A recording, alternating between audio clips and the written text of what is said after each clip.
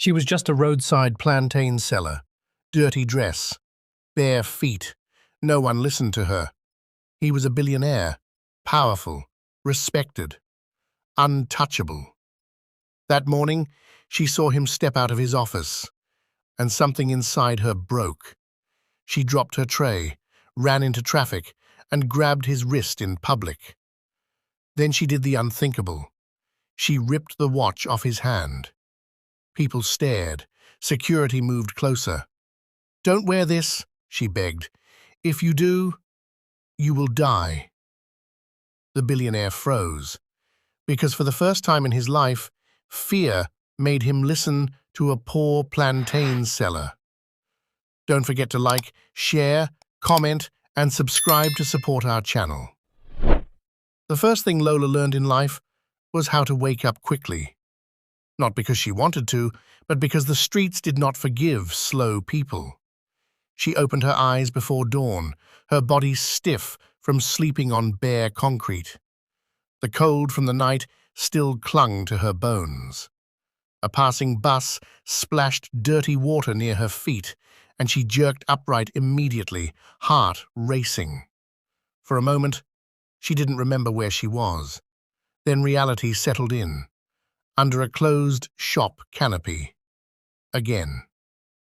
She rubbed her arms, stood up, and adjusted the faded dress she had slept in. It smelled faintly of smoke, dust, and old oil from the mechanic workshop nearby. She stretched slowly, ignoring the ache in her back. Pain had become a normal part of her body. By sunrise, Lola was already at the roadside where plantain sellers gathered. She counted her money carefully. Small, crumpled notes tied inside a nylon. Not much, barely enough, but enough to buy today's tray. The metal tray was heavy when she lifted it. She balanced it on her head the way she had taught herself years ago, neck straight, jaw tight. The plantains were neatly arranged, yellow and black spotted, ripe and sweet. Her only source of survival. "Buy your ripe, sweet plantain." Her voice cut through the morning air as she walked. She passed mechanic workshops first. The smell of petrol and grease filled her nose. Men shouted over engines. One of them laughed when he saw her. "Plantain girl, come here now. You be like ghost." She forced a small smile and stopped. He touched the plantain, squeezed it, then dropped it back on the tray. "Too expensive," he said, and turned away. She swallowed the insult and moved on. At the construction site, dust coated her feet. Cement mixers roared. Laborers wiped sweat from their faces and stared at her like she was part of the scenery. One man bought plantain and refused to give her change. "Go," he said, waving her away. She wanted to argue. Her mouth opened slightly. Then she closed it. Arguing did not put food in her stomach. By mid-afternoon, the sun burned straight down, pressing heat into Lola's skin. Her legs shook from hours of walking. The tray felt heavier now, as if it had gained weight with every street she crossed. She slowed. Her throat was dry. Dust clung to her lips. She adjusted the tray slightly and wiped sweat from her forehead with the back of her hand. The street was loud. Cars honked. Traders shouted prices. A generator rattled somewhere behind a fence. Two men argued at a roadside stall.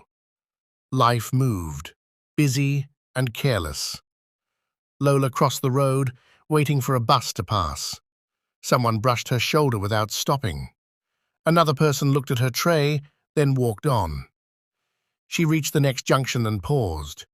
Not for long, just enough to ease the strain in her neck. She shifted her feet, steadied the tray, and kept going. "Buy your ripe, sweet plantain." Her voice rose and fell into the noise of the street. Nothing marked the moment. Nothing warned her. It was only another step on a long road she had been walking her whole life. Raymond's mornings began in silence, not the empty silence of loneliness, but the controlled quiet of a man whose life ran on schedules and decisions. The air-conditioned office was cool, almost cold, a sharp contrast to the heat outside. Floor-to-ceiling glass looked out over the city, cranes rising in the distance like unfinished promises. He stood by the window, tie loosened, watching workers gather at one of his construction sites below. Helmets on, boots dusty, movements purposeful. It gave him a familiar satisfaction, not pride exactly, but a steady sense that things were moving the way they should. On his desk lay neatly arranged files, contracts clipped and labeled. A framed photograph sat to the side. Two teenage boys in school uniforms, arms slung around each other's shoulders, grinning without fear of the future. Raymond and Ken. He picked up the photo for a moment, then set it down as the office door opened. "Morning, boss," Ken said. Raymond turned and smiled. "You're early." Ken shrugged, dropping into the chair opposite the desk. "Traffic favored me today." Raymond sat, flipping open a file. "We have a meeting at 11. The Ikoyi project. I want the figures clean." "They're clean," Ken replied quickly. Too quickly. Raymond didn't notice.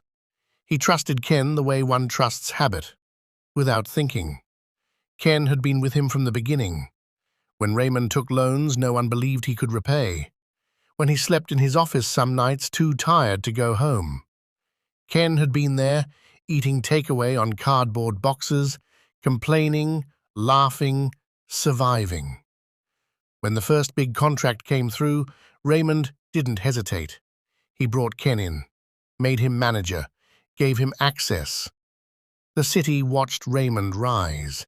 New offices, new properties, interviews, invitations. His name appeared in places it never had before. People shook his hand harder now, smiled longer, listened more carefully. Ken watched too. When Raymond signed papers, Ken handed them over. When congratulations came, Ken stood beside him. When praise filled the room, Ken clapped last. "Another house?" Ken asked suddenly, glancing at a document on the desk. Raymond nodded, distracted. "Just closed it yesterday." Ken smiled. His lips curved upward, but his eyes didn't follow. "You move fast." Raymond laughed lightly. "It's not speed, it's timing."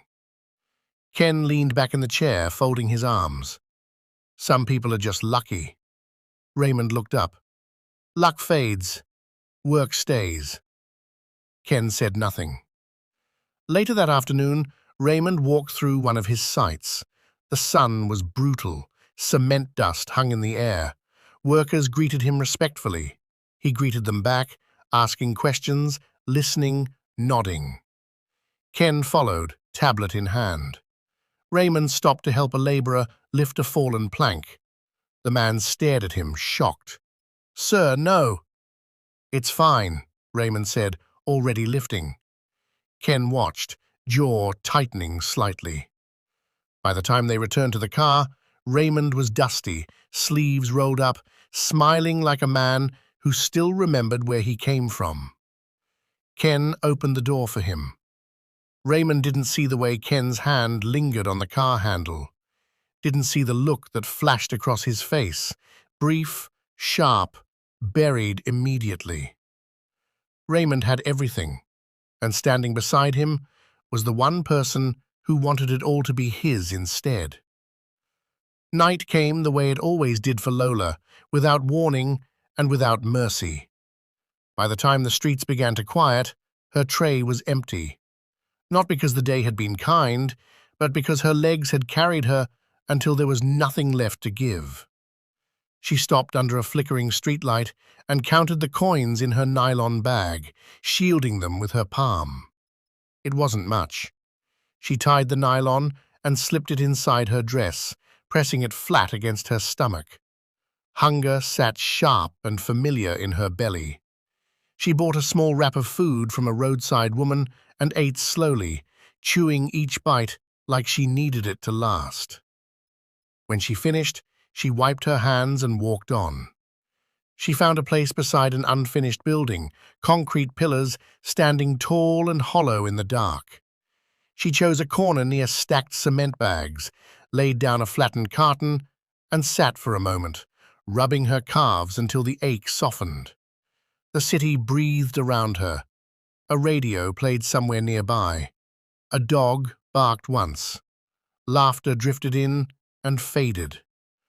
Lola lay back and stared at the patch of sky between broken walls. Sleep did not come. Her mind slipped backward, to a day she tried very hard not to remember. She had been younger then, smaller, her tray lighter. A woman stood by the roadside ahead of her, laughing into her phone, one foot already stepping off the curb. Cars rushed past fast, impatient. Lola felt it then, a sudden urgency she couldn't name. "Auntie," she had called out. The woman didn't turn. "Auntie, wait! Don't cross!" The woman glanced back briefly, eyes annoyed. "Mind your business," she snapped and stepped forward. The sound came too fast. A horn, a scream, a body hitting metal. People ran. Someone shouted. Blood spread across the road. Lola stood frozen, her tray slipping from her head and crashing to the ground. Then someone pointed at her. "She was talking to her. What did you say to her? Why were you shouting?" The crowd turned. Faces hardened. Voices rose. "She caused it. She's a witch. I saw her." Hands grabbed at her dress. Someone shoved her. Another slapped her tray aside. "Witch! Confess! Hold her!" Fear ripped through her body like fire. She broke free somehow, she never remembered how, and ran. She didn't stop until her lungs burned and her legs gave out. She hid under a bridge until morning, shaking, listening for footsteps that never came. After that day, Lola learned something the streets did not teach gently. Words could kill you. Silence could keep you alive. So she stopped speaking when she felt the urge to warn. She stopped reacting when something inside her stirred. She learned how to look away, how to keep walking, how to survive. Now, lying on cold concrete years later, she rolled onto her side and pulled her dress tighter around herself. The night air pressed against her skin. She closed her eyes and breathed slowly until the city noise blurred. Tomorrow would come. Another tray, another road, another day of keeping her mouth shut. Sleep finally took her, thin and restless, while the city moved on, unaware of the weight she carried and the reason she never spoke. The night that changed something in Ken happened at a dinner party. It was one of those events where everything shone: crystal glasses, polished floors, soft music floating through the air. Men in tailored suits and women wrapped in expensive perfume filled the hall, laughing easily, as if nothing in the world could touch them. Raymond moved through the room like he belonged there. People turned when they saw him. Smiles spread. Hands reached out. "Raymond! Ah, the man himself. Your last project in Lekki was impressive." Raymond laughed, shook hands, accepted compliments with the same relaxed warmth he used everywhere else. Ken followed half a step behind. At first, no one noticed him. Then someone asked, "And you are?" Before Ken could answer, Raymond spoke easily. "That's Ken, my manager. He's been with me from the start." The smile returned to the man's face, but only briefly. "Oh, that's nice," he said, already turning away. Ken stood there, holding a glass he hadn't asked for, nodding at conversations that never included him. When servers passed, they reached for Raymond first. When business talk started, chairs shifted. Always away from Ken, never toward him. At one point, a woman leaned close to Raymond and said quietly, "You built all this yourself?" Raymond smiled. "I had help." She laughed lightly. "Of course." The words were kind. The meaning was not. Ken felt it then, sharp and humiliating. He wasn't invisible because he lacked value. He was invisible because the room had already decided who mattered. Later, as Raymond was pulled aside by a group of investors, Ken stood alone near the bar. A waiter brushed past him without apology. Someone placed an empty glass in front of him without asking, like a bottle holder, useful only when needed, forgotten immediately after. When they finally left, the night air was cool. Raymond talked excitedly about new opportunities, his voice filled with plans and trust. Ken listened, and inside him, something hardened. This wasn't about friendship anymore. It wasn't even about money. It was about standing in rooms where your name meant nothing, while another man's meant everything. That night, lying awake, Ken stopped asking why life chose Raymond. He began asking how to change the choice. Ken's jealousy crossed a line he could no longer pretend he hadn't seen. After the dinner party, the image refused to leave him. Raymond at the center of the room, light and laughter gathering around him naturally, while he stood at the edges, tolerated but never invited in. Even when Ken closed his eyes, he still felt it. The polite smiles, the turned backs, the quiet way the room had decided who mattered. Sleep became difficult. At night, Ken lay awake, staring at the ceiling, listening to the hum of electricity, replaying moments he could not change. Every laugh at the party replayed like mockery. Every compliment Raymond received felt like something stolen from him. He stopped wanting success. Success felt too slow, too uncertain. What Ken wanted now was absence. He wanted Raymond gone. The thought scared him at first. He tried to reason with himself, tried to remind himself of years of friendship, shared childhood, shared struggle. But the thought did not fade. It settled. It waited. It returned every morning with him and followed him through the day. Until one evening, Ken got into his car and didn't turn back. He drove far beyond the familiar roads, past places he no longer recognized. The city lights thinned, then disappeared. The road narrowed, swallowed by trees and darkness. When he finally stopped, the silence pressed in on him, thick and heavy. The shrine was hidden, almost forgotten, as if it existed only for people who were desperate enough to find it. The air smelled of damp earth and smoke. The native doctor sat still, as though he had been expecting him. He looked at Ken once and spoke calmly.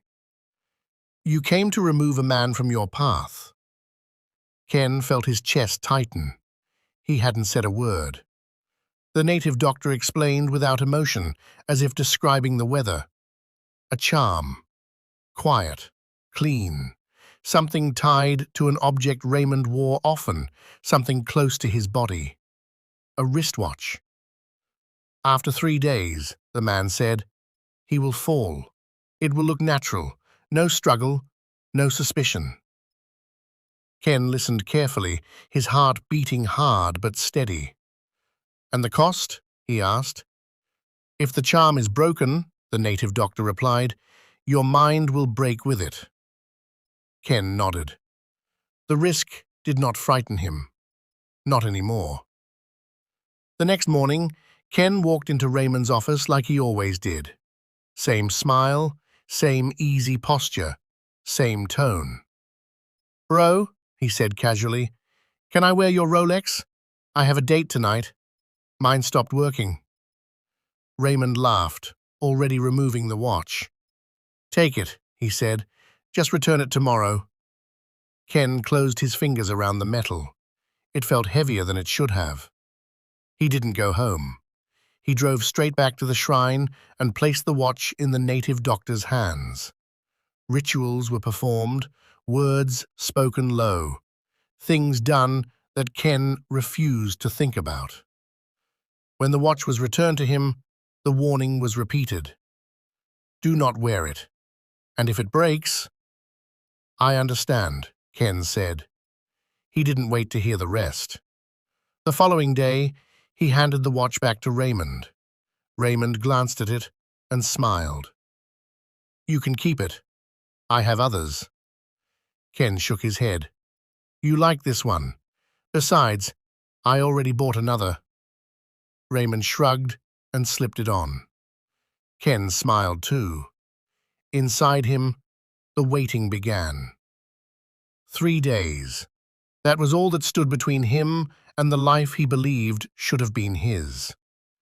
The second day after the meeting began like every other day in Raymond's life. The office compound was already awake. Security men stood at the gate. Staff crossed the parking lot with files under their arms. Engines hummed. Phones rang. Nothing felt unusual. Raymond stepped out of the glass building, adjusted his suit, and walked toward his car. His briefcase hung loosely in his hand. His mind was calm. Across the road, Lola moved slowly, her tray balanced on her head. Buy your ripe sweet plantain. Then she saw him. Her body reacted instantly. Her chest tightened, her breath caught, her heart began to race violently. No, she whispered. Raymond reached his car. Lola stopped shouting. She gently lowered the tray from her head and placed it on the pavement. The plantains rolled slightly, forgotten. She rushed toward him. Sir! Raymond turned. Before he could speak, Lola grabbed his wrist. What? He started. Her fingers closed around the watch, and she pulled it off his wrist with sudden force. Hey! Raymond snapped. What do you think you're doing? People nearby slowed.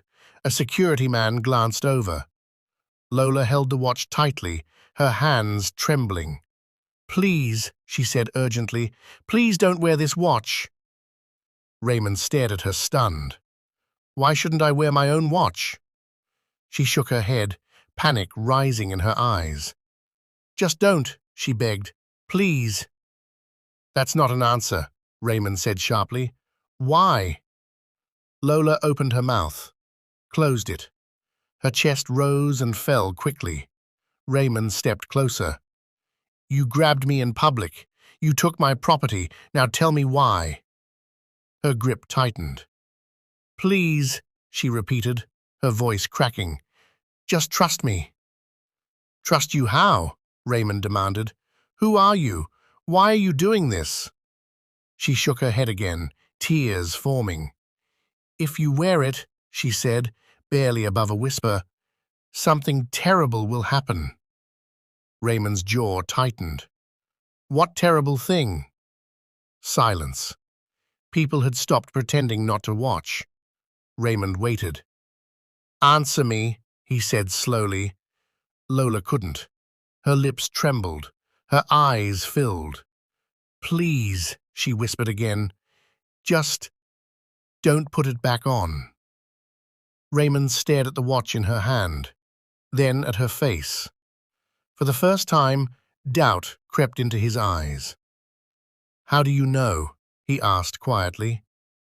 Lola swallowed hard. The answer sat heavy in her chest, but she didn't say it. The air between them felt tight, dangerous, expectant. Raymond looked down at his bare wrist, then back at Lola. Comment, Part 2, if you want the shocking continuation of this story.